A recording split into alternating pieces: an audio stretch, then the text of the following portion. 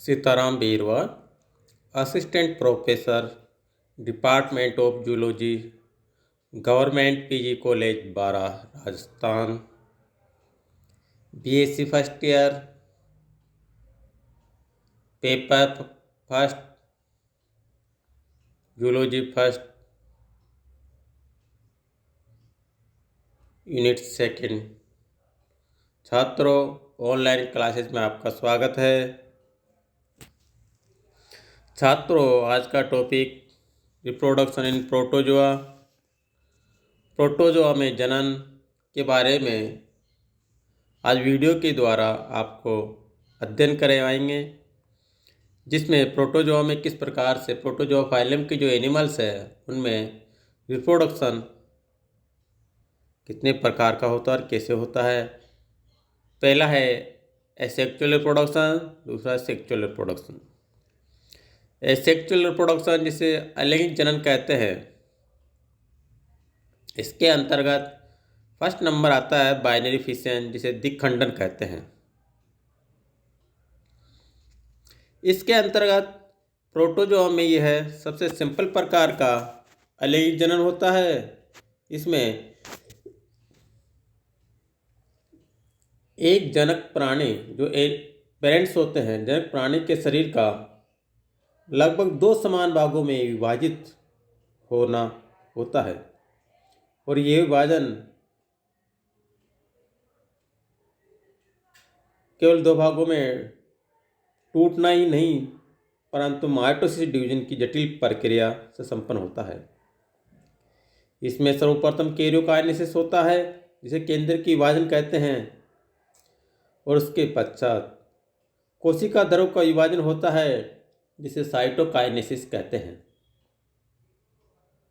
तो छात्र, आपको पता है कि पहले केंद्र का विभाजन होता है, फिर कोशिका ध्रुव का विभाजन होता है। तो विभाजन का जो तल होता है विभिन्न प्रोटोजोआ में भिन्न भिन्न प्रकार का होता है। जैसे पैरामीशियम में यह अनुप्रस्थ ट्रांसवर्स प्रकार का होता है। पैरामीशियम में जब विखंडन होता है तो कोशिका ध्रुव का जो विभाजन होता है उस टाइम उसमें अनुप्रस्थ विखंडन होता है, ट्रांसवर्स। तथा यूग्लिना में लॉन्गिट्यूडिनल अनुलंब प्रकार का होता है, तथा सिरेशियम में ओब्लिक एक तिर्यक प्रकार का होता है, और अमीबा में किसी भी डायरेक्शन में हो जाता है, इसकी कोई दिशा नहीं होती। तो दिक्खंडन के फलस्वरूप बनने वाले डॉटर एनिमल्स में पेरेंट्स एनिमल के जो लक्षण होते हैं तथा जो ऑर्गन्स, सभी ऑर्गन्स इसमें प्रेजेंट होते हैं। विभाजन के समय कुछ ऑर्गन्स जैसे माइटोकॉन्ड्रिया का भी विभाजन होता है,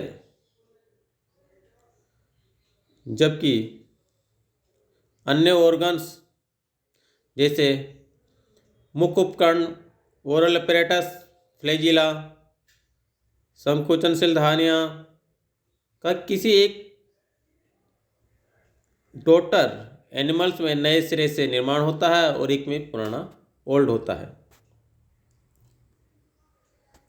कवचधारी जिसके अंदर सेल पाया जाता है, सार्कोडिना प्राणियों में जैसे युगलाइफा और आर्सेला में कवच के पोर से उनके शरीर का कुछ जीवद्रव्य बाहर निकल आता है, जो एक नए कवच का स्त्रावन कर लेता है। इसके बाद यह दोहरे कवच का जीव दो में विभाजित हो जाता है। सिलेटा प्राणियों जैसे पैरामीशियम में खंडन विभाजन में मैक्रोन्यूक्लियस का एमाइटोटिक डिवीजन होता है, जबकि माइक्रोन्यूक्लियस का समसूत्रण होता है। कुछ प्रोटोजोआ एनिमल जैसे कोलपोडो तथा टाइलिना का विभाजन कुटीभूत अवस्था में होता है। Next, plasmotomy. यह भी एक विशिष्ट प्रकार का दिक्खंडन ही होता है। परंतु इसमें एक बहुकेंद्र की प्रोटोजोआ दो या अधिक आकार में छोटे बहुकेंद्र के डॉटर एनिमल्स में विभाजित हो जाते हैं। प्लाज्माटोमी द्वारा विभाजन पेलोमिक्सा और ओपेलाइना इत्यादि में पाया जाता है। ये प्रोटोजोआ का जो आपको डायग्राम में दिखाया गया है द्विखंडन, फर्स्ट वाले में देखिए अनियमित अमीबा इसमें किसी पर डायरेक्शन से हो जाता है। सेकंड बी वाले में जो अनुलम द्विखंडन दिखाया गया ऊपर से निचले ओर, एंटीरियर से पोस्टीरियर से की ओर। सी डायग्राम में देखिए ट्रांसवर्स पिरामिड पिरामिड में अनुपस्थित द्विखंडन हो रहा है। डी वाले में सेरेसियम में ओब्लिक होता है, जो देखो तिरछा टाइप का दिखाई दे रहा है। लास्ट में युगलाइपा में खंडन की दो अवस्थाएं दिखाई गई है। तो प्रोटोप्लाज्म वहाँ से देखिए दोनों ये वाले डायग्राम में।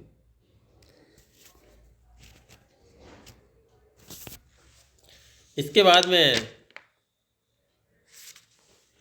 प्लाज्माटोमी का देखिए, जो दे रखा है ऊपर वाला, जिसमें न्यूक्लियाई और मल्टी न्यूक्लिएट डॉटर इंडोइड दे रखा है।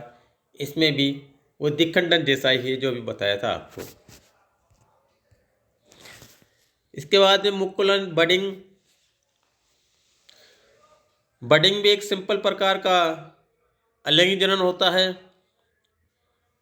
और इसके अंतर्गत अनियमित खंडन द्वारा जनक के शरीर से एक ठूंठ जैसी स्ट्रक्चर निकलती है,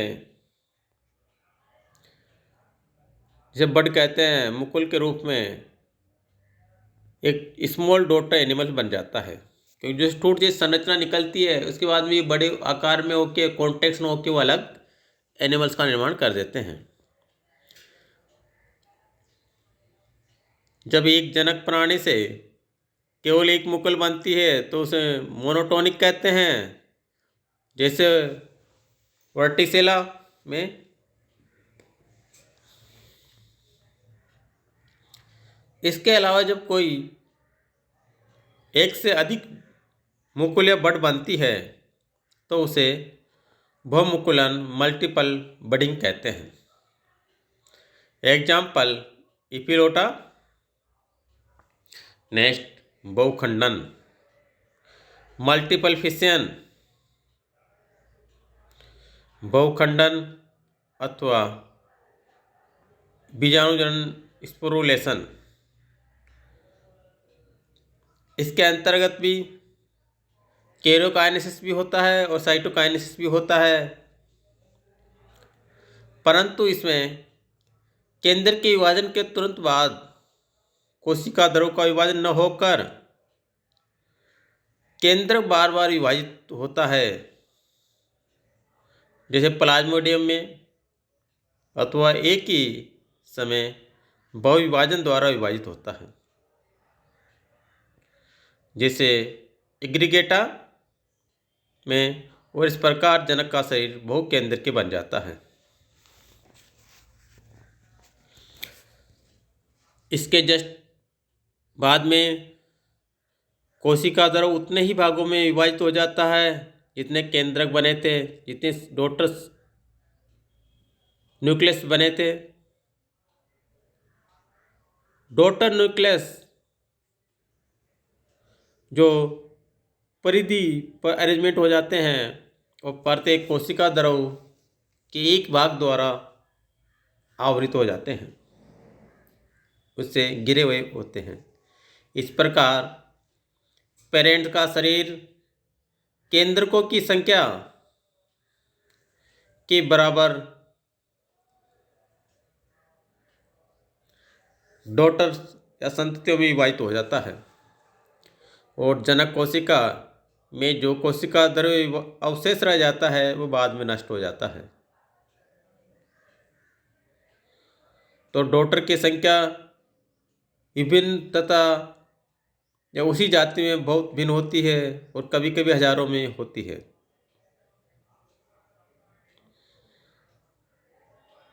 फोरामिनिफेरा रेडियोलेरिया, स्पोरोजोआ तथा अदर मेस्टिकोफोरा में बहुखंडन मल्टीपल फिशन के द्वारा होता है।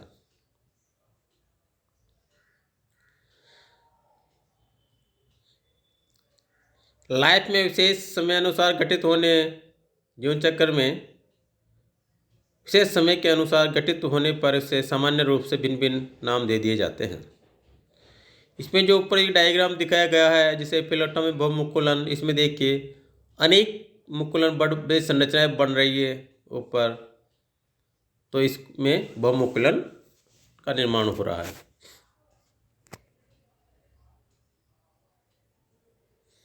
जो आपको ये डायग्राम दिखाया गया बहुखंडन, जिसमें देखिए बीच से जो बीच में है केंद्र की ओर रेसिड्यूल साइटोप्लाज्मा, दूसरा इधर परिधि की ओर साइटोप्लाज्मिक मासेस, डॉटर न्यूक्लियाई जो परिधि की ओर लगे हुए हैं, जो ब्लैक ब्लैक स्पॉट है उसके चारों ओर कोशिका ध्रुव साइटोप्लाज्मा लगा हुआ है। नेक्स्ट साइजोगोनी, यह भी अलैंगिक जनन के अंतर्गत होने वाला एक बहुखंडन ये होता है, जिसमें जनक में असंख्य संतति केंद्र बन जाते हैं तथा इसके पश्चात जनक में कोशिका द्रव्य मुकुल बन जाती है। प्रत्येक बड के अंदर एक डॉटर न्यूक्लियस होता है और यह मुकुल पेरेंट से पृथक होकर प्रत्येक एक पूरा प्राणी बन जाता है। प्लाज्मोगेमी, कुछ राइजोपोडा तथा मासेटोजुआ में दो या दो से अधिक जंतु अपने कोशिका द्रव से आपस में संगलित होकर एक संयुक्त संरचना बनाते हैं जिसमें न्यूक्लियस अलग रहते हैं।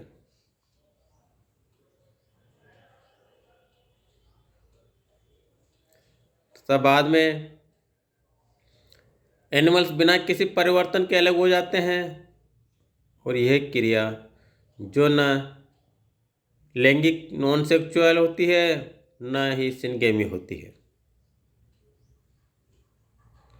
कोशिका द्रव लैन या प्लाज्मोगेमी कहलाती है। कभी कभी यह एक बड़े शिकार के पाचन के उद्देश्य से भी होती है।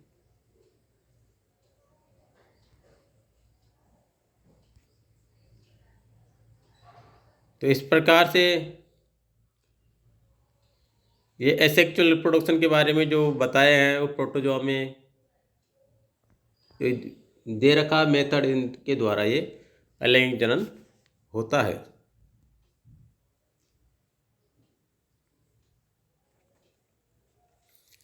इसके बाद में सेक्सुअल रिप्रोडक्शन का अध्ययन करेंगे। प्रोटोजोआ फाइलम के एनिमल्स में भी लैंगिक जनन अनेक विधियों द्वारा संपन्न होता है। जैसे एसेक्सुअल रिप्रोडक्शन में हुआ था उसी प्रकार से सेक्सुअल रिप्रोडक्शन में भी यह अनेक मेथड द्वारा कंप्लीट होता है। जैसे सिनगेमी एंड कंजुगेशन,